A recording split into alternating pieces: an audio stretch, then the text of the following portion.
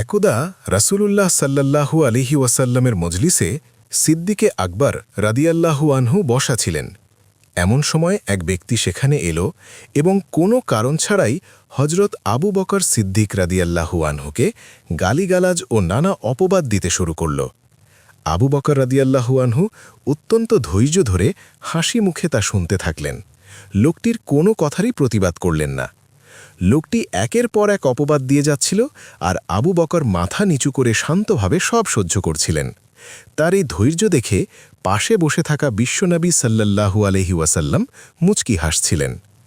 লোকটি যখন সীমা ছাড়িয়ে গেল তখন এক পর্যায়ে হজরত আবু বকর রাদিয়াল্লাহু আনহু আর চুপ থাকতে পারলেন না। তিনি লোকটির একটি কথার পাল্টা জবাব দিলেন। তিনি জবাব দেওয়ার সাথে সাথেই নবীজি সাল্লাল্লাহু আলাইহি ওয়াসাল্লামের চেহারায় অসন্তুষ্টির ছাপ ফুটে উঠল এবং তিনি তৎক্ষণাৎ মজলিস ত্যাগ করে উঠে চলে গেলেন। হজরত আবু বকর ঘাবড়ে গেলেন। তিনি ভাবলেন হয়তো তার কোনো আচরণে নবীজি কষ্ট পেয়েছেন। তিনি দ্রুত নবীজি সাল্লাল্লাহু আলাইহি ওয়াসাল্লামের পিছু নিলেন এবং বিনীতভাবে আরজ করলেন, হে আল্লাহর রাসূল, লোকটি আমাকে এতক্ষণ গালি দিল, কিন্তু আপনি কিছুই বললেন না, বরং হাসছিলেন। অথচ আমি যখন একটি কথার জবাব দিলাম তখন আপনি রাগ করে চলে এলেন। আমার কি কোনো ভুল হয়েছে? রাসূলুল্লাহ সাল্লাল্লাহু আলাইহি ওয়াসাল্লাম অত্যন্ত সুন্দর একটি উত্তর দিলেন। আবু বকর, যতক্ষণ তুমি চুপ ছিলে এবং লোকটির অন্যায়ের কোনো প্রতিবাদ করনি, ততক্ষণ মহান আল্লাহ তোমার প্রতিরক্ষায় আসমান থেকে একজন ফেরেশতা পাঠিয়েছিলেন। লোকটি যখনই তোমাকে অপবাদ দিচ্ছিল, ফেরেশতাটি তোমার পক্ষ থেকে তার জবাব দিচ্ছিল। আমি সেই দৃশ্য দেখে মুচকি হাসছিলাম যে আল্লাহ তার প্রিয় বান্দার জন্য কেমন সাহায্যের ব্যবস্থা করেছেন। কিন্তু যখনই তুমি নিজেই পাল্টা জবাব দিতে শুরু করলে, তখন সেখান থেকে ফেরেশতা চলে গেল আর সেখানে শয়তান এসে হাজির হল। আর যেখানে শয়তান থাকে আমি সেখানে বসতে পারি না।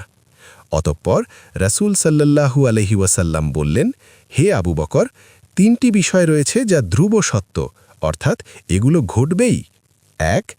যখনই কোনো বান্দা অন্যায়ের শিকার হয় এবং আল্লাহর সন্তুষ্টির উদ্দেশ্যে তা মুখ বুজে সহ্য করে বা ক্ষমা করে দেয়, তবে মহান আল্লাহ এর বিনিময়ে তাকে শক্তিশালী সাহায্য দান করেন এবং তার সম্মান ও মর্যাদা বাড়িয়ে দেন। ২. যে ব্যক্তি আত্মীয়তার বন্ধন মজবুত করার উদ্দেশ্যে দানের হাত প্রসারিত করে, অর্থাৎ মানুষকে সাহায্য করে, মহান আল্লাহ অবশ্যই তার সম্পদ আরও বাড়িয়ে দেন। ৩. যে ব্যক্তি নিজের সম্পদ বৃদ্ধির লোভে মানুষের কাছে হাত পাতার, অর্থাৎ ভিক্ষাবৃত্তির দরজা খোলে, মহান আল্লাহ অবশ্যই তার জীবনে অভাব অনটন বাড়িয়ে দেন। এই ঘটনা আমাদের শেখায় যে অনর্থক তর্কে বা গালিগালাজের জবাবে নীরব থাকা কেবল দুর্বলতা নয়, বরং এটি আল্লাহর পক্ষ থেকে সাহায্য পাওয়ার একটি মাধ্যম। যখন কোনো মুমিন আল্লাহর উপর ভরসা করে চুপ থাকেন, তখন স্বয়ং ফেরেশতারা তার সম্মান রক্ষায় নিয়োজিত হন। সূত্র: মুসনাদে আহমদ বিন হাম্বল, সুনানে আবু দাউদ।